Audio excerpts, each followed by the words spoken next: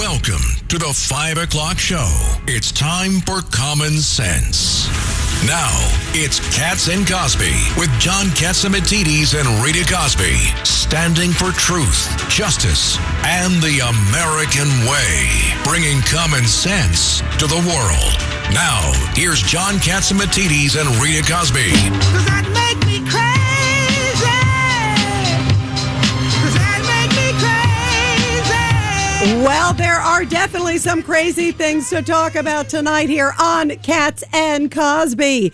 And joining us in studio, John, we have with us Judge Richard Weinberg. We also have Craig Eaton, and we have Michael Cohen. Yoo-hoo. And Michael, this is, talk about crazy. I don't even know where to begin. By the way, there's another thing that just broke a little bit ago, that he was invited this is Mayor Mondani, speaking of crazy, he was invited to the National Holocaust Memorial Council, publicly invited him to tour the museum, and he hasn't gotten back to them.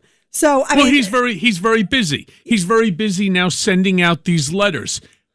Rita, John, I am, to say the least, beyond furious. Yeah, you received a letter. So tell us about the letter that you got. I wish I could. I wish I could actually speak the way I want to speak, which I have to reserve for my podcast portion because I don't want to get John in trouble over here. Don't hold back. Don't hold back. Well, don't I have hold no back. choice. So you got a letter yesterday, right, Michael So Cohen? I came home from work yesterday, only to be handed from the folks that work at the building my mail.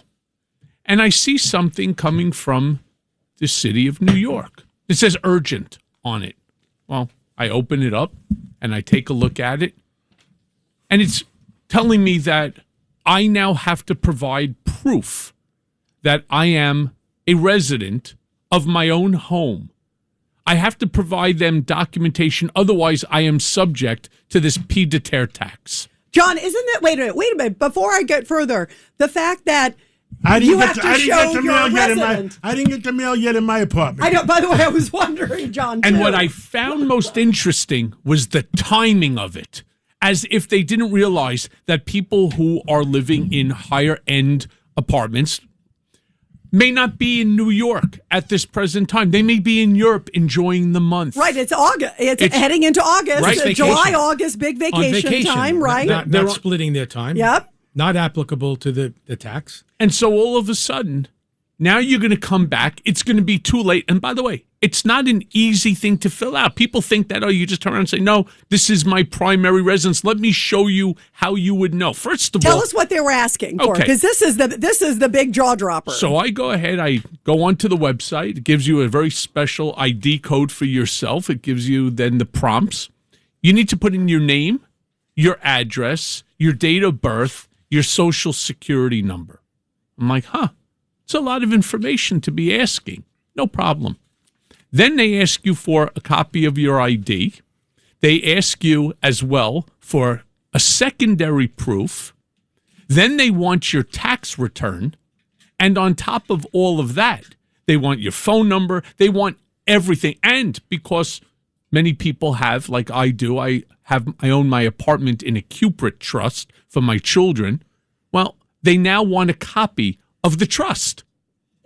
That's amazing, John. I'm going to do the same thing. Whatever homes I have, I'm going to put it in my kids' names, et cetera, et cetera. But I'm going to ask another question.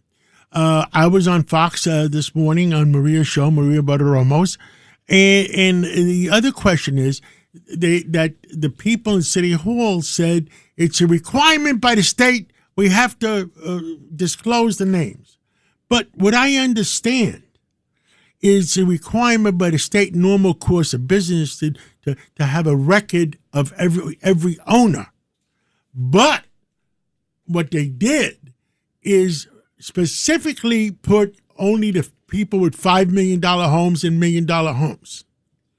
So it's not a requirement by the state to put $5 million homeowners in the newspaper. Correct. Not only did they go ahead and they do that, which is technically I've been doxxed by the far left. That's what I was wondering, harassment. Sure, I've been doxxed by the far right, and now I've been doxxed by my mayor. I mean, I can't catch a break. If you think, I am so freaked out right now thinking about Mayor Mamdani. We're talking about a Democratic socialist who has a hatred for anybody who has a dollar to their name, having all of this private information on me. You know what, Craig Eaton, you're a great attorney. What do you think when you hear this is shocking? And also what's shocking to me, and I was getting at this before, is the burden, it sounds like, Michael, is that they're saying you prove you're a resident. I mean, as opposed to, shouldn't it be, we're saying you're a second home. I mean, it's like they're trying to flip the switch. By the way, nothing for nothing, I've only been paying city tax as a resident since 1992. I mean, it's almost like incredible. an invasion of your right to privacy. I mean, giving all this information out on one piece of paper or on an email or a website or whatever that so many people have access to, they can take that information and do whatever they want with it. It's so dangerous. It seems to me un-American. As an attorney, when I fill out forms and they want Social Security numbers, I give the last 4 numbers for my clients. I never give all the Social Security numbers because you don't know where that winds up. It winds up in a garbage pail in front of their office one day that people start picking through it for information. And that's particular, by the way. Look what else he did. First of all, these notices that Michael was talking about coming from the State Department of Finance. Okay, it's a governmental body. But why did Mamdani think it was necessary to post it on the internet for everybody to see and identify all these hundreds and thousands of people? And not only who that, have Judge. apartments. Judge, it came after. Let's not forget the whole thing that sort of started it was that crazy video that the mayor did in front of Ken Griffin's You know what home, this is? saying this is Ken Griffin's home. So now he just did the same thing, put a big old billboard and said, let's go outside their home. This is class warfare. Exactly. This is the old Maoist trick to humiliate, demean people, demonize people, and then go after them, make them the pinata. That's what this is all about. That's what this mayor is doing at this time. He's making the middle class and upper middle class people who make this city successful, he's making them the villains. Yeah, it's unbelievable division. And it sort of fits also, Judge, with all the stuff that we know that he said about Netanyahu. Now he's not even responding to the Holocaust Museum. Well, is Vito calling in later on? Vito we'll hopefully get Vito later on. Of Staten Island that was here the other day says that he got a letter, and it's not even him. Yeah, right. It was his father's place. Like he said, they're accusing me of having a second home. Turns out it was my father's place, and it's in the city. Here's the problem, and though. he was getting harassed too. Sure. They're like, wait a minute, what are you going to do? Ba ba ba. And he's like, this isn't even me. But the part that's the most infuriating is you have no choice but to comply. There is no option other than to comply, because if you fail to comply, the penalty to you on that tax is so enormous that it makes actually living in New York even more difficult. I mean, we pay city, state, federal. I mean, now they ran out of money because they're completely incompetent.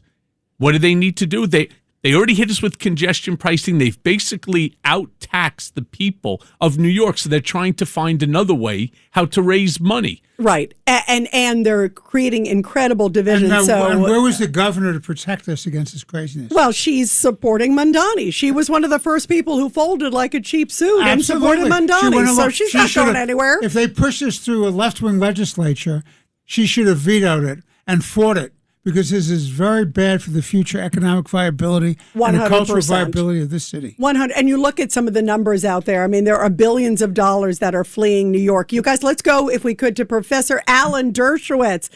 Professor Dershowitz, let's continue the conversation from a legal perspective. Is there anything that homeowners can do who are now suddenly put on this public list that they own a second home? Some of them don't even own that second home. I mean, is there something legally they can do? They're, getting harassed or getting bothered. Now they're publicly, quote, shamed by a mayor. Well, of course there is. You can do a class action, and there will be a class action. I assure you there'll be creative lawyers who will come up with a way of challenging some of these extreme measures, particularly the penalty phases and the inability to challenge them in a careful and coherent way. So, yeah, undoubtedly there'll be challenges. And the question is whether the challenges will go into state court, which they probably have to go into first, and then perhaps into federal court. but there will be challenges. And or will the state courts be up to standing up to Mamdani? Look, the ultimate goal, we're not going to get rid of Mamdani now for a while. The goal is to get elected a governor who will take on Mamdani. And, of course, the governor has the ultimate authority even to remove him. And so it's so important that the right person be elected governor, and the current governor is not the right person. But, Alan, there's one problem here. You have till August 21st or 23rd within which to respond. Otherwise, you're deemed to be in default. Well, the first action that any class action lawyer should take would be to seek a stay and to seek status quo, not allow any of those penalty provisions to come into play while it's being litigated. And I think that could be a winning proposition. I'd be happy to consult with any lawyer who wanted to bring such an action.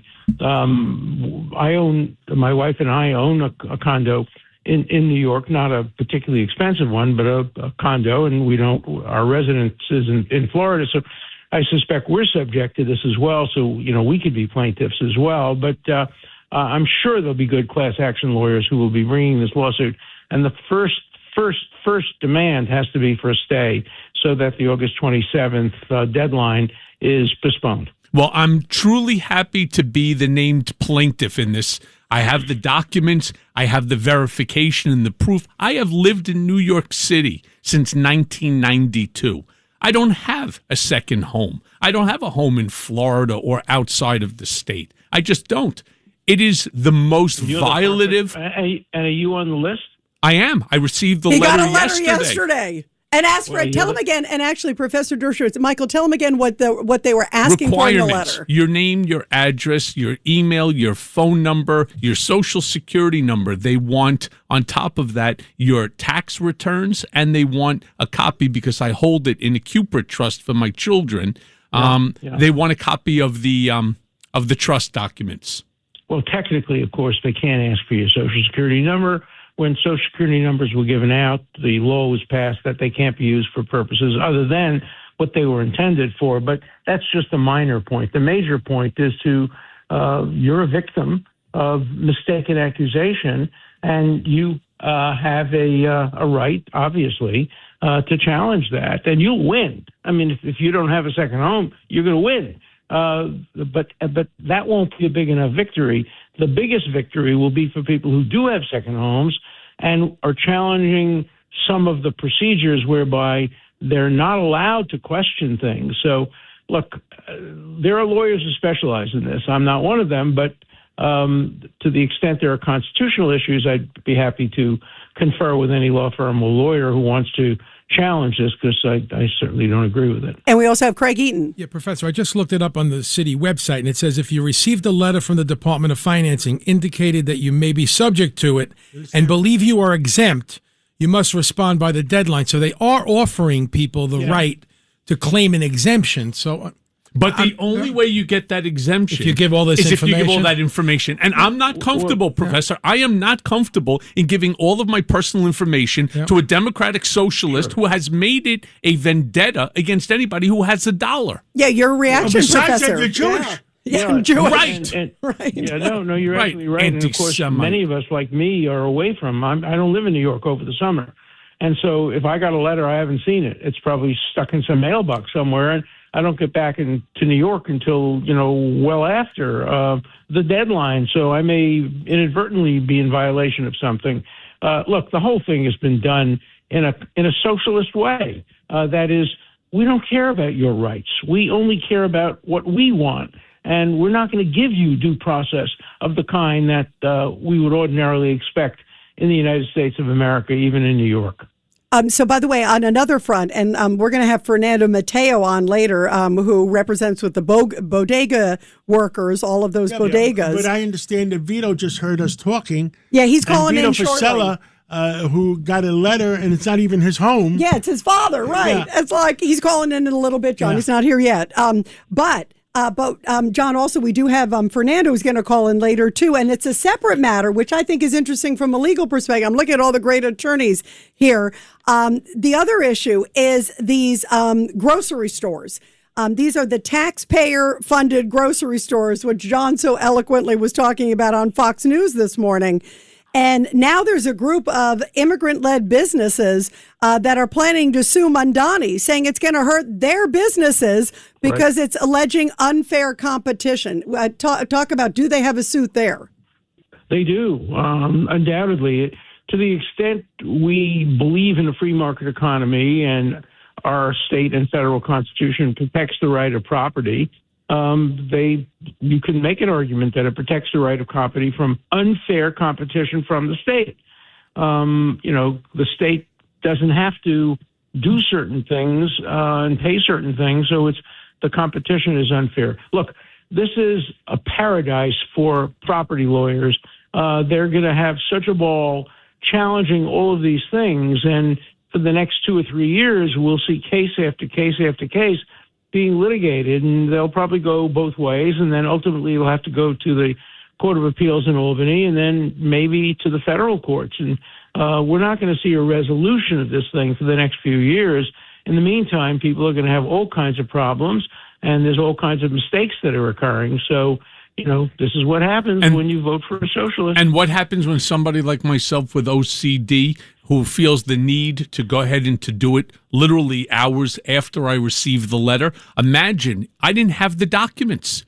Professor, I did not have the trust documents. I couldn't find them. So I reached out to the lawyer in order to send me. Of course, it was 10 o'clock at night. I'm still waiting for them. Otherwise, I would have probably sent the information in. What about anybody who puts information into a system, especially that's in the hands of a democratic socialist, a communist?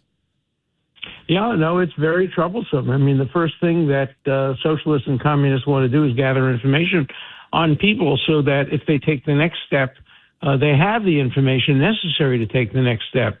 We know this is happening now in some universities that are being asked, for example, to provide lists of Jewish students.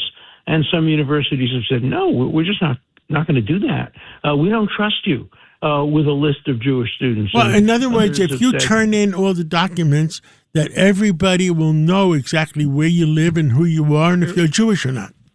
Yeah, and how much you make, have, and and how much your property is worth. Now, you can find out today on various websites how much property is worth, but it's only a rough estimate. Here, you're getting people's own assessment of what their property is worth. Look, it's too darned intrusive, and that's not the role of government, to intrude into the lives of everybody. I think one of you smart lawyers, and don't forget, I'm only a grocery man. You're an honorary I'm an honorary lawyer, but only a grocery man. The most important thing a lawyer can have. You're a client. Now, I'm disbarred. I'm disbarred. I think you have to find a way to get into federal court. And I'm sure they're working on it. And if anybody wants to call me on it, I'm happy to help out. I know a little bit about how to get it to federal court. And Alan, is it better to do federal court or state court? Vito is on. Let's put Vito on. Vito Fasella, borough president of Staten Island. Yeah, tell us what happened. Mr. Borough President Vito Fasella, tell us what happened to you. Well, actually, good to be with you all. As I left the show last night, I got a call from a reporter that said that I was on the list, and I was shocked by it because there was no reason for me to be on the list. And then it turns out that they mixed up my father, who has the same name, in the home I grew up in South Beach and Staten Island, and me. And the bells went off as I've been listening intently to all of you. You've been great covering this. Just think about, I'm a public official. The reporter calls me. You're on the list. What about the poor, 78-year-old woman who's by herself who has no clue? Sure. And we're getting more and more information throughout the last 24 hours of people who just own one home on Staten Island. Yeah. And they're on the list. And it's, to me, as the professor rightly pointed out, to me, it's beyond the pale that they're doing harm. They're creating an enemies list. It's really, really smacks of what. And they're also defaming you. They're defaming you because you're a public figure and you reside in New York. And they're saying you don't reside in New York. That's a libel. That's a slander against you because it would be illegal for you to be the borough president of Staten Island, and what a great place that is. If you didn't live in New York. Yeah, Vito, that's an interesting thing. Go ahead, respond, Vito. No, in fact, I might take the professor up on his offer. I'll call him separately because this is rampant. You know, what the city should do right now is pull everything back, not even proper vetting. They're sending signals, aside from the fact that, you used to have the American dream, right? You work to get a home. Now you have a home, they want to punish you. They're almost saying, like, that's the bad guy, and you can't afford a home. Guess what? That guy has two of them. So that's the culture. That's Vito. That's the culture war that he's launched against the middle class people. And you're also, absolutely if you're right, an immigrant Judge. and you're trying to live the American dream as an immigrant, and you finally save up enough money to buy a bodega, and you're selling goods, and suddenly who comes along but big Mayor Mondami with the city and puts you out of business. Vito, did you even have a chance to take a look at what information you were required to send pursuant to that letter, like I did? Yeah, he had basically his firstborn child, it seems like. Yeah. And your Michael, children, I didn't too. even By the way, receive a letter. it's anybody that lives in the apartment with you. So I had to give my wife's information, my children's information. I had to give everything, including copies of our driver's licenses and so on. That's amazing. Vito, did you fishing have... What if you're Yeah, living Vito, in an did you- apartment with a girlfriend and you don't want your parents to know about the fact Right. that you're living with a girlfriend or a boyfriend, Yeah. and you have to disclose that information now too? What a violation! You know, I do mean, have my to say God, one thing, a that the home is a Jews finally castle. got something right here. We didn't name our children after ourselves with the junior, so they're not subject to it like Vito is. Right? Good line. By the way, we that makes finally up did for all something right. Italians. Except for all the stupid I mean, Jews the who other voted thing for I my can- Wait. Exactly. You guys, hold on a second. Everybody's talking over each other. Let's go to Vito. Vito, what did you have to hand over? If you want to be comical about it, I could start charging my father rent because they claim I own the home, right? But what's on a serious note, to Michael's question, I never actually even received a letter. I got a call from a reporter saying, "Why are you on the list?" And to the professor's The point, letter is coming. Yeah, strong letter's letter. on the What way, is a right? strong letter to follow? Or the letter could already be at the house. yes, this is one big cluster. They're hurting. They're intentionally harming people, and there's a pattern and a trend coming out of the city lately where they do not care. There is no back and forth. There is no dialogue. There is no, hey, we made a mistake, we'll pull it back. It is, you are getting this whether you like it or not. And the people of this city and people beyond who are paying attention, they ran Ken Griffin and others, American success stories out of New York City. If they keep doing this, the city's in trouble. And more importantly, innocent people are going to get caught up in this snare, and it's going to be harmful to them, and they did absolutely nothing wrong. Absolutely. And Professor Dershowitz, final words from you. Well, I'm wondering if Staten Island would consider leaving New York and establishing itself as a separate state. And you could have a great mayor yourself, and you can do the right thing and have Staten Island serve as a model community to the world. Well, thank you, Professor, for that. We would be the Hong Kong in the middle of a high tax area, and we would be a tax haven, attract corporations from around the region, and it would be great. The 51st state of Staten Island. Let's go for it. All right. Well, you guys, thank you very much, I think you mean Vito. 52nd, by the way. 51st is Canada. Yeah, well, that's right. And 52nd is Greenland. Yeah, exactly. Vito, thank you. Professor Dershowitz, thank you guys. Thank you. And you guys, and John, we're going to take a break. And boy, we thought we had a blockbuster. Waiting to hear from this. Coming up. Our ratings are double today. Yeah, triple. Is that at skyrocket? What, to the moon, Alice, right? And we have somebody who has exclusive details about the last election for mayor, some interesting numbers. And they're claiming it might be a fraud? Yeah, they're claiming it might be a fraud. Let's see what they have to say after the break. A common sense recap of the day's biggest stories. It's John Catsimatidis and Rita Cosby. Cats and Cosby on 77 WABC. Breaking news, WABC. And boy, this looks like a bombshell, guys. Joining us now is the founder of Real America Vote and New York Citizens Audit. And it appears that there could be a chance that there were fraudulent votes cast in the New York City mayoral. That's one of the allegations, one of the things looking into. And the big question is, what does that mean about the election of Mayor Zoran Mondani? Well, to describe what she has uncovered is Marley Hornick. Again, she's founder of Real America Vote and New York Citizens Audit. What did you discover? Because you went through a whole bunch, I think about 1 million, right, of the votes. Well, thank you so much for having me on to talk about this critical study. We discovered, because you see, the New York City and the New York State boards of elections are required under the first law we ever passed, the United States Constitution, to qualify every voter according to law. So our audit just asked a question: did they qualify the voters before registering them and counting their votes? And we discovered, using synthetic identity fraud prevention tools, commercial tools, we discovered that 7% of the voters don't exist. 6% of the voters have fake Social Security numbers, according to the SSA website, and 10% of the voters did not live in New York City anytime during 2025. So that's 23% of the vote is flagrantly unqualified, which is a total failure. It's a failure of the New York City and the New York State boards of elections to uphold a simple promise ratified in 1789. I call it the original SAVE Act. Now, Marley, I have a whole bunch of questions for you. First question is, why did you get access to this? Is this something that other people can get access to? And does the Board of Election know this? Well, we just asked the Board of Elections through the legal process for copies of the voter rolls and the voter history. So we used their official records. We used the way that they define the voters, the names, the dates of birth, and the voting addresses. And then we work with qualified personnel who look these up in these fraud prevention tools. It's what banks use to do know your customer studies, right? So this is like a know your voter. And those tools are restricted to people who are licensed. So I didn't look at the actual records. The company we worked with, they looked at the records. We did deep verification on our questions. Did they exist?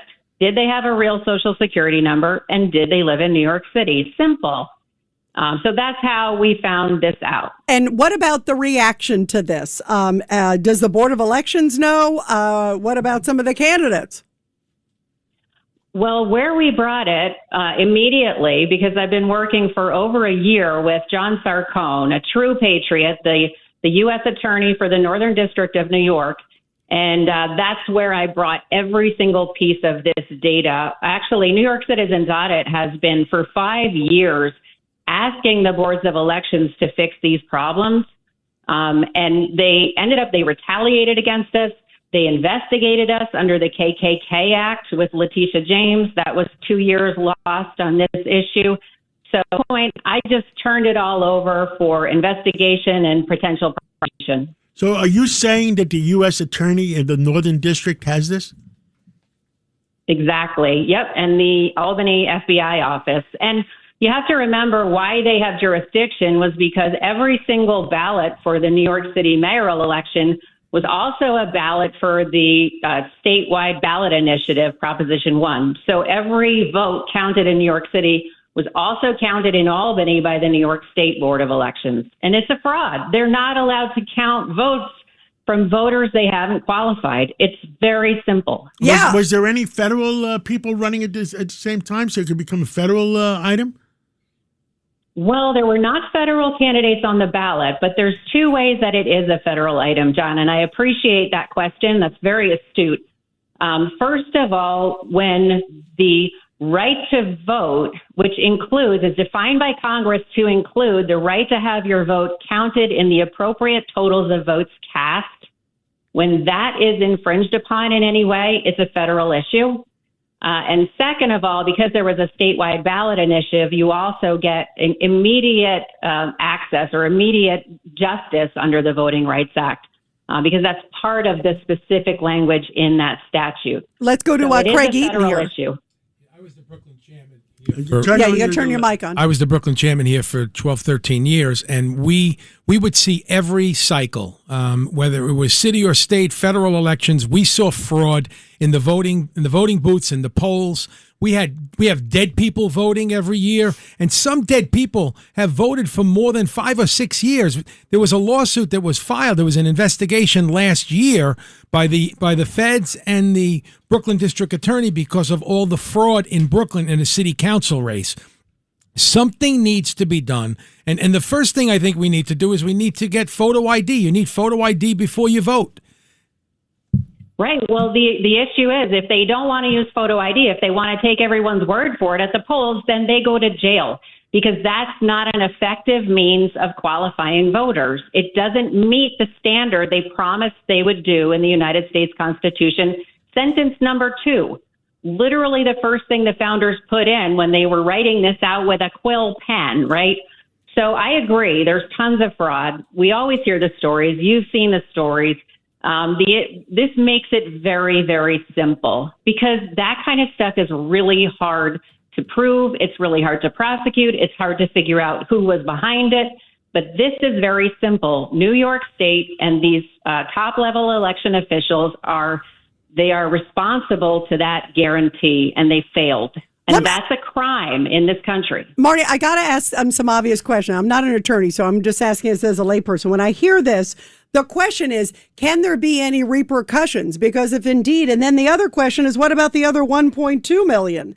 What about those? I mean, I would assume, do you have access to the rest of them? Because maybe this is the tip of the iceberg.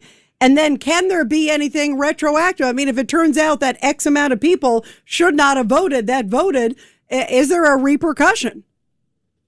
Right. There are repercussions, Rita. And multiple times in our history, about at least 5 times, the United States Supreme Court has upheld criminal conviction for election officials who certified false tallies.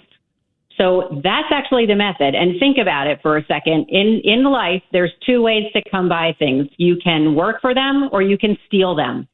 And the only way to keep people from stealing is to make it more painful than working. And that's why the law works this way. The United States guarantees the sovereignty of the citizens over the law, period, end of story. Hey, Marley, if can the I election ask? officials...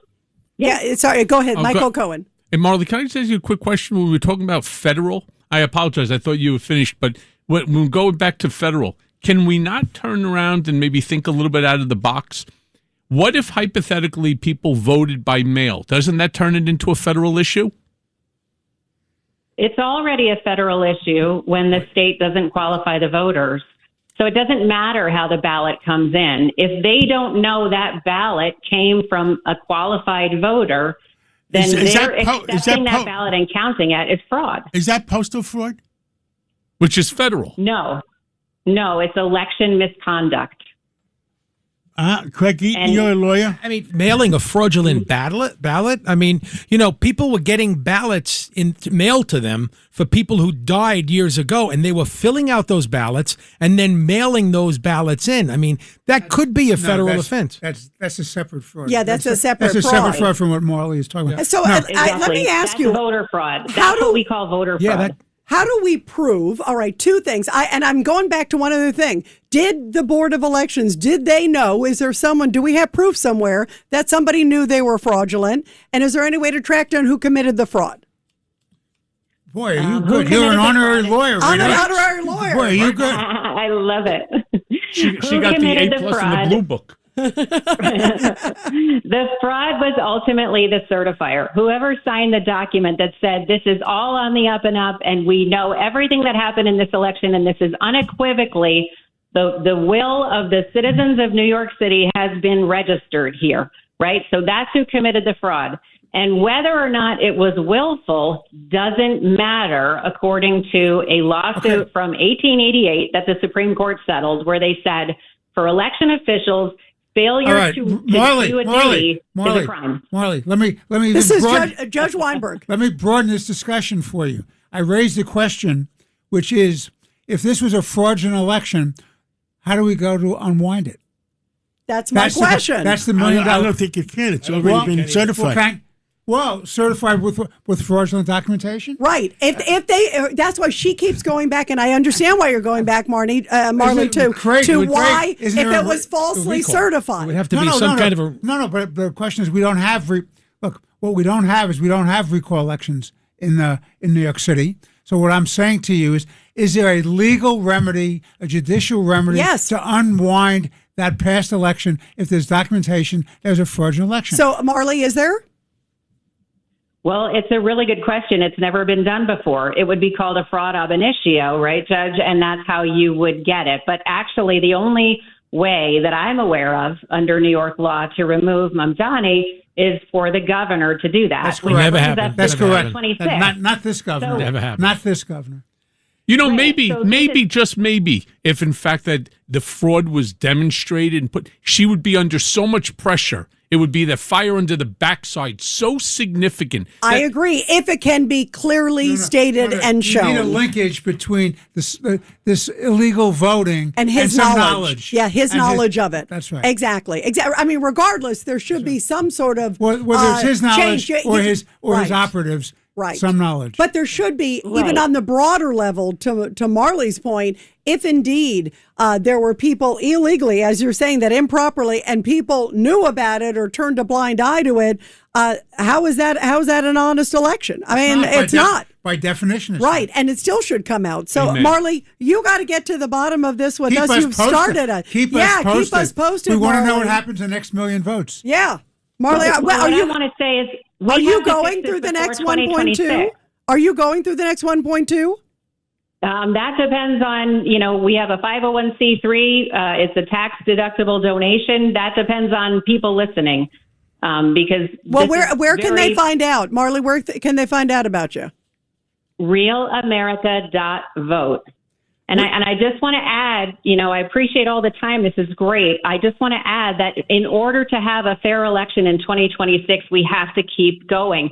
We can't let up, because that's the only way. People have to know, first of all, that their vote is going to matter, and then they have to turn out. But they're not going to turn out if they don't think it doesn't make a difference. So we have to fix this and make sure they know that, so that we get a fair election in 2026 and we can fix this beautiful state, and we can send real representatives to the United States Congress from New York with pride. Bravo. Well, Marley, thank you Marley. so much. Thank you for sounding the alarm. That is awesome. You got to come back on again soon. That was great, Marley. Great. Very powerful stuff. Well, thank you. We're going to take a break now, or we're going to have the break. The top news of the day. Yep. It's the top news of the day, sponsored by Goya. Here's Rita Cosby. Well, I did have those Goya beans the other day, and they were delicious. This is also something special to all of us. We all loved Senator Lindsey Graham, and President Trump just eulogized a South Carolina Senator Lindsey Graham. He gave the eulogy today at the late lawmaker's funeral service in Washington's at the National Cathedral there. It was really powerful. Trump called Graham a beloved friend and a giant of the Senate. And also, just quickly on the weather news, guys, we can all feel that the weather is socking everybody, and Governor Kathy Hochul is urging caution ahead of 2 to 6 inches of rain that she says could be heading our way. That's a lot of rain. That's a lot of rain, and in a short time, John, too. And Hochul is saying that there will be some extreme weather across the state, including flash flooding, but she says New York City, Long Island, and the Hudson Valley will bear the brunt of it. So stay safe, everybody. And we're going to have much more ahead. We're going to talk to KT McFarland right after the break. You're commuting home with Katz and Cosby. Now, here's John Katzimatidis and Rita Cosby on 77 WABC. And we are back here on Katz and Cosby. A lot of stuff happening with Iran and also with Russia, Ukraine. By the way, there is going to be a vote. It's supposed to take place in about 15 minutes or so from now, guys, on the Russian sanctions. It's going to be in honor of Lindsey Graham. And it is expected. It's a voice vote. And then tomorrow is supposed to be a full vote. That's sort of the plan. And it is expected to pass in the Senate. Let's go to KT McFarland, former Deputy National Security Advisor under President Trump. KT, take it away. What's happening in Iran now is that every time the price of oil gets to be about $100 a barrel, there's some kind of a ceasefire. The price of oil then goes down to about $80 a barrel. The market rallies. And then within a week or two, Iran violates it or something goes wrong, and then the price goes back up. What's happening now with Iran is that there's a chance of a widening war, which is not necessarily bad for us, but it's definitely going to be bad for Iran. Now, what's happening? So Iran is buying missiles from Russia, is cooperating with Russia in many ways, a lot of trade, and Ukraine has missiles now that can attack those ships. So Iran has said it's going to now attack Ukraine. At the same time, Iran is saying, well, it's going to attack all the other Gulf Arab countries. The interesting thing, and I would just love to have been a fly on the wall with President Trump's meeting with Bibi Netanyahu today, is that the Israelis are ready to go. They're ready to attack Iran. They're just waiting for Iran to attack Israel first, because President Trump, according to my sources and according to news sources, is that the Gulf Arabs have asked President Trump to keep Israel out of it for now. And Iran has not attacked Israel because they know Israel could retaliate, and probably retaliate by killing a lot of IRGC members. Well, what also about this shipment? Everyone's talking about this shipment that Ukraine took out, a ship that was Russian with Russian weapons, apparently en route to Iran. What do you know about that, and how much does that sort of complicate things? Well, the complication is that not from Ukraine. Ukraine's drones have gotten very good at taking out ships and taking them out cheaply, not with really expensive weaponry, but very accurately taking them out. And so this is Iran supplying Russia. And Iran has said, well, they're going to now retaliate somehow against Ukraine. Nobody believes it. Nobody thinks they have the capability of doing it. But they continue to threaten and threaten and threaten. The other thing that's happened is that Pickaxe Mountain, which is yet another site where we believe that the Iranians have buried centrifuges, or they've had some kind of nuclear activity. Maybe they had it before. Maybe they've just had a little bit of it, and now they're reinforcing it. But it's now pretty clear that Pickaxe Mountain will be the next military target of the United States when, and I assume when, not if, but when military action resumes. Yeah, and the question is when, too. I mean, there was some thought that maybe part of it might be waiting because of obviously today, Lindsey Graham. Yes, and and obviously the president was very close to Lindsey Graham, gave a great eulogy. I thought it was really powerful to see Zelensky and Netanyahu there and others. I mean, what a statement. And from everything that friends of mine who have talked to President Trump all the time, and from what I've seen in talking to him, he's been really affected by two things. One was the assassination attempt, obviously, in Butler, Pennsylvania. But Lindsey Graham, who was by all accounts hale and hearty, and then all of a sudden dropped dead, that President Trump has been pretty shaken, thinking about his own mortality, his own legacy. And I think that, first of all, it talks about the depth of President Trump's sort of soul. We don't often think of President Trump as a man who's articulate and thinks about those things, but he does. And I think, secondly, it's given him a sense of renewed mission that he's going to do what is right for the country, what's right for the world, and he's got to worry about the political consequences to himself and even the physical consequences to himself later. KT, me and Rita, right after the dinner on Friday night, me and Rita went on at 11 o'clock. And I did say that President Trump was a little bit somber, a little bit, and something was on his mind. Yes. Not knowing that he's not going to bomb for another 3 to 4 days. Yeah, I think that there's a lot going on. He's clearly, as you pointed out when you went on the air, he's clearly, he's sort of not de-energized, because he doesn't de-energize, but he's more thoughtful. He's more careful. He's more somber. I think he's wearing his leadership mantle better now than he has before. But the arguments that people are making, he's delayed the attacks because we're running out of missiles, don't believe that. That's not true. First of all, we can make as many missiles as we want. We just need the defense budget to be approved by Congress, and that should happen. And even if we were running low on some stockpiles, a lot of the weapon systems we've already sold to the Gulf Arab countries. If we were running low, we'll just use theirs. So anybody who gives you that excuse, oh dear, the poor American military is running out of stuff. Just don't believe it. That's a lot of inside the Beltway. How did President Trump say that one time? You're full of. Yeah, right. There it is. Well, I'm going to let you guys repeat that. I'm not going to say. Yeah, no, we had President Trump say it Yeah, again. here he Full is. of crap. That says it all. I mean, sometimes instead of crying, we laugh a little bit. Well, sometimes, John, if you have to laugh, or otherwise you never stop crying. Yep. Exactly. Yep. KT, thank you so much. We love having KT. you. Thank you so much. And Thanks, you're having that big event for your daughter Thursday night.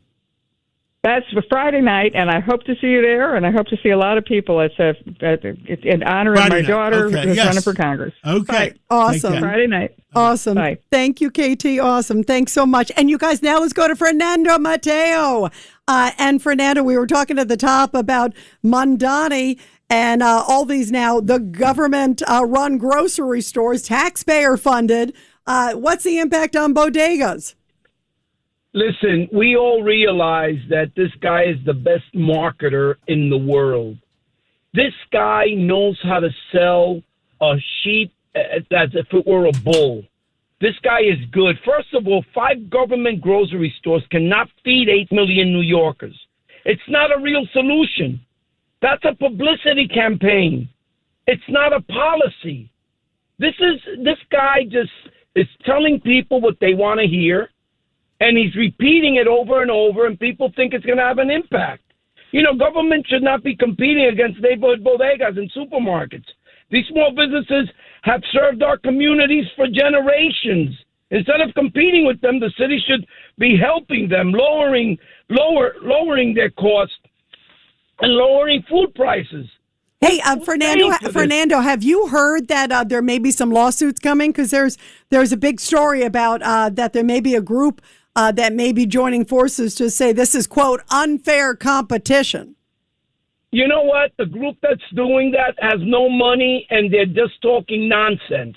What we need to do is talk fact, right? And let these people know, let the mayor know that this is not going to happen. It's not going to really do anything. Hey, Fernando. Listen, Fernando, it's Michael. Yes. How you doing there, brother? Hey, Michael, how are you? I'm doing well. So think about it this way, too. 5 supermarkets that are going to be run by the city of New York. Have you ever seen outside of, for example, like a Nike town when they're releasing a sneaker, a drop sneaker, and the line goes all the way down the block and then around the block and up the block next to it and so on, with tens of thousands of people because they want to get this for this at a low price so that they could either make money on it or have them. Imagine the lines. Imagine the lines around these 5 different supermarkets. Yeah, Fernando, go ahead. Michael, the visual is going to be a communist visual, a socialist visual. You imagine people waiting online for blocks, and then they get to the front of the line, and whatever they went to buy it ran out. No, right, it'll be like Cuba. It's going to be like Russia. With the ration cards. Here you go. Standing online for toilet paper. You're going to have riots. You're going to have the police having to get involved. And he's doing this in communities where trouble sparks at any given moment. He's doing it in communities that people have firearms and they're killing each other over nothing. Can you imagine what the chaos this guy is going to create? Instead of taking those $100 million, giving it to 5,000 or 10,000 bodegas and supermarkets and saying, hey, lower the price by 30% on these items every month and we'll subsidize it for you. That's real business. That's real thought where you can impact a lot of people. He's a Trojan horse. For those that don't know what a Trojan horse is, you're looking at something that looks great, but in reality, it's not great. It's bad. Okay? Zoran Mondani is an expert at marketing. His people are very smart. Social media, they have everyone wrapped up in social media. And it's just shameful that he's doing this, and people are believing it. And then he's got a bunch of idiots around him clapping, like if this really is going to make a difference. Listen, this is going to fail, and it's going to fail huge. And he's already saying it. Every month the prices are going to change. Every month we're going to make an adjustment. That's socialism, communism. Yeah, welcome Please, to New York. Let's go to Craig. Fernando, go ahead, Craig. there is no reason for our government and our mayor to get involved in the grocery business. And he is going to put out of business all of these people with the bodegas and stores around the city of New York that have come here years ago to feed their family and make a good life for them here. They're going to go out of business because he's going to be competing with them head on. You know what? 5 stores aren't going to put many people out of business. It won't hurt the ones that are around the stores. It's just going to hurt the poorest communies. It's great. It's great. It's great PR. It's great PR for them. Exactly. It's the best PR. He's a marketer. He's an expert. He's better than Obama. This guy smiles. He lies at you, and he smiles at you at the same time. You know, Fernando, you made a really great point. You made a tremendously great point where you turned around and you said, it's going to cause fights. So you're going to have people standing online waiting to get in. They're going to say, no, he was standing, he's with me. Yeah, and they're going to say, no, I was here first. It's going to be one of those, like waiting for a sneaker drop or waiting for a ticket drop. 100%. Michael. Yep. And his point is it's in bad neighborhoods. Yeah. That's the point. There's gonna be stabbings, shootings. People are going to be out of control. And for what? For a tomato. Because he could do. No, I just want to know the other thing. If people steal the product from the store, nobody gets arrested, do they? Not in New York. It's not proper. Not in New York. They don't get arrested when they loot. I think they should go in. You know, I mean, if they loot, it becomes a problem. He should just govern. That's what he was elected to do. He should govern for everybody. For not everybody, just for certain sectors. Everybody, and he should stay out of these businesses. It's ridiculous. I agree, Fernando. That's going to have to be the last word. Go ahead, real quick. He made promises that were bad promises, and he's trying to keep them by taking one candy for a classroom. How do you give one candy to 50 to 100 kids? How do you split it? It ain't going to work, but it sounds good to your point. You don't split it. Each one gets a lick. Yeah, exactly. How sad. And when the licks run out, then the kids start fighting. Yeah. Oh, boy. Buckle up. Fernando, thank you. We love you. Thank you for always representing all the great business folks in New York City. Thank you. Always. Thank you. Thank you. And you guys, we're going to take a break because there's going to be fireworks tomorrow about Anthony Fauci, and Miranda Devine is going to talk about that after the break. It's a common sense recap of the big stories. It's Katz and Cosby on 77 WABC. And we are back, you guys. Well, I want to hearken back, first, John, to an interview you did with Anthony Fauci. This is back in January 2020.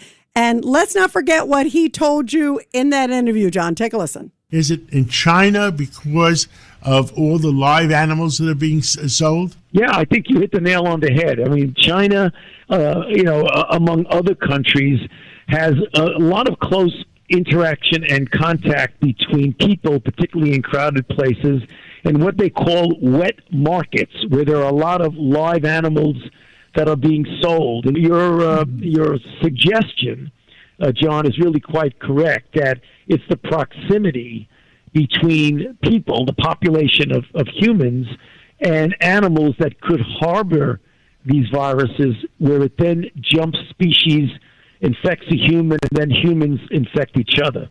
Well, now we know from Fauci's diaries that he knew that the wet market wasn't the place after all. How about the Wuhan lab down the street? Well, joining us now is Miranda Devine, the great investigative journalist with the New York Post and host of Pod Force One. Miranda, this is a doozy. These diaries, which Rand Paul put out, oh my goodness, they show he was totally, it looks like playing America for a fiddle. Yes, Rita, it really is a despicable reading. And look, I suppose we're not really, those of us who are wise to Anthony Fauci for a long time are not really surprised, but it is instructive to see there starkly in his own voice in his own words, in his own diary, that he never thought would see the light of day, that he just lied about absolutely everything. And, Bobby Kennedy Jr. has just revealed that Dr. Fauci, when he was telling all the rest of us that there was no issue with the vaccines and there was no problem, no risks, he had the vaccine and suffered a pulmonary infarction, which he didn't tell anybody about, which is a known side effect for some people. So everything he talked about, whether it be masking or lockdowns or the origins of COVID. And I remember that interview that John did with Anthony Fauci way back at the very beginning. That was just about almost the first one. It was. No, because I was writing about it at the time, and he just did not come across as plausible, and he was contradicting Donald Trump and all the obvious evidence. I mean, we have a lot more evidence since. And, of course, now we know he had a motive for covering up the true origins of COVID, which was, of course, the Wuhan lab. So, if Miranda, let me ask you, tomorrow he is going to be testifying. He has to testify tomorrow.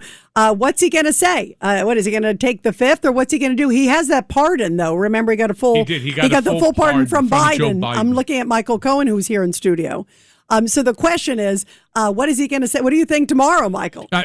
I don't know what he's going to do, to be honest with you. I think he's going to give the non-responsive type answer, which is basically what he always does. And, these are his thoughts, and he said they don't mean anything. Me personally, I suffer from pulmonary issues. I took all 3 of the COVID vaccinations. Had I known what Fauci put into his diary, maybe it would have given me the information that I needed in order to make a proper determination if I should or should not have taken it. And he himself had this problem, this health problem, too. I mean, that's the other thing. Judge, go ahead. Miranda, you started to make the following point, which is there was a motivation on the part of Fauci to cover up the real origin. Would you explain that to our listeners? Yes, because he was implicated in the funding of the dangerous gain-of-function research on bat coronaviruses in the Wuhan lab. And the reason that he outsourced it to China was because during the Obama administration, some concerned scientists had come forward and said, this is too dangerous for us to be conducting in labs, in American labs, which are way safer than any Chinese lab. And the Obama administration listened and put a long moratorium on the use of gain-of-function research in America. And so Anthony Fauci was absolutely stubbornly wedded to this type of research. And so through a cutout called EcoHealth Alliance, he outsourced that dangerous research to a subpar lab in Wuhan, China, which also is suspected of being a Chinese bioweapons lab. And so, didn't share it, right? Yeah. I mean, the key thing here, too, is that didn't share that. He lied about it. Right, he lied. I'm being too kind. You're right. He lied about it, didn't tell anybody. And also, I remember, Judge, we had Peter Navarro here, who was involved in all those discussions, as Michael knows.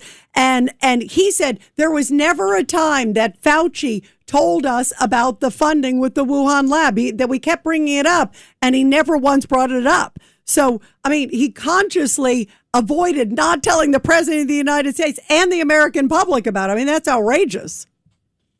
Well, and more than just not telling, he, we now know, was instrumental behind the scenes in ginning up this dishonest scientific paper claiming that it was from the wet market. A pangolin in the wet market was the most likely origin. That was all dishonest. He pretended he had nothing to do with it, but then there were emails shared that showed that he was there whipping the scientists along. And remember, these scientists owe everything to Dr. Fauci because he had control of all the scientific research grants. So if you did what he wanted, you got a grant. If you didn't, he was vicious and vindictive. You just have to see the way he treated Scott Atlas, who was right about everything, brought in sadly too late into the White House coronavirus task force by Donald Trump, who smelled a rat with Anthony Fauci and Deborah Birx. But Scott Atlas was just vilified, as were Jay Bhattacharya and Martin Kulldorff and the media, Miranda did a real full court press to discredit those people, to make them look like they were fools, and made Fauci look like he was like a hero. And now we know from his own diary, it's a whole different story. Shameful what he did. Yeah, Miranda, thank you so much. Always great stuff. It's going to be interesting to see what happens tomorrow. Maybe he'll be grilled, baked, and skewered. We'll see. Well, in honor of the anniversary of him being grilled tomorrow, I told our WABC staff, the digital department I told too, to put out the original Fauci interview. Yeah. And distribute it and put it on the WABC website. Perfect. And we'll see all the contradictions, right? That'll be interesting. What do you think? That was a great interview, John. Yes. That was a great one. 6 years ago, 5 years ago. Wow. Very timely, John. Miranda, thank you very much. And what do we all stand for? Truth, justice, and the American way. God bless America. Thanks for listening to Cats and Cosby with John Catsimatidis and Rita Cosby. You can hear Cats and Cosby weekdays at 5. It's the 5 o'clock show on 77 WABC. If you like the podcast, share it with your friends and listen anytime at WABCRadio.com and download the WABC Radio app. Hit that subscribe button on all major podcast platforms. Plus, follow WABC on social on Instagram, TikTok, Facebook, and X. See you next time for a new episode, so you never have to wonder. What the heck is going on here?